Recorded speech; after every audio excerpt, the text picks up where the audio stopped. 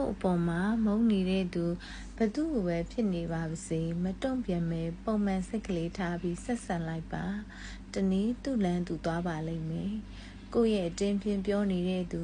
ဘသူ့ကိုပဲဖြစ်ဖြစ်လိုက်ပြီးဖြည့်ရှင်းမနေပဲပုံမှန်စိတ်ကလေးထားပြီးနေထိုင်လိုက်ပါတနေ့သူ့ဗီဇအမှန်ပေါ်လာပါလိမ့်မယ်တဲ့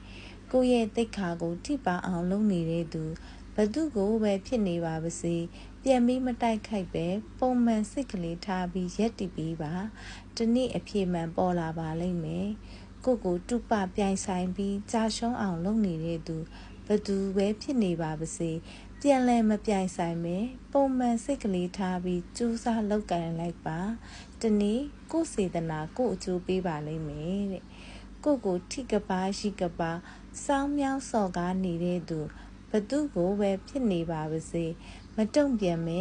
ပုံမှန်စိတ်ကလေးထားပြီးဥပိ္ပခာပြုလိုက်ပါတနေ့သူ့အတ္တကသူ့ကိုတန်ခတ်ပါလိမ့်မယ်တဲ့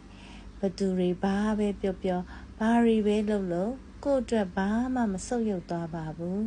မနာလိုစိတ်တနည်းအားဖြင့်ညစ်စီရစိတ်များနေတဲ့သူတွေကိုသာပတ်ဝန်းကျင်ကဆက်ဆုပ်ရွှရှာကြတာတဘာဝပါပဲဒါကြောင့်အရေးမပါတဲ့အကြောင်းအရာတွေအတွက်လိုက်ပြီးဖြည့်ရှင်းရင်အချိန်ကုန်မခံပါနဲ့တနည်းဘသူကဘာလဲဆိုတာကိုအချိန်ကဆုံးဖြတ်ပေးပါလိမ့်မယ်အဓိကကိုယ့်ဘက်ကပုံမှန်စိတ်ကလေးထားတတ်ဖို့ပါပဲ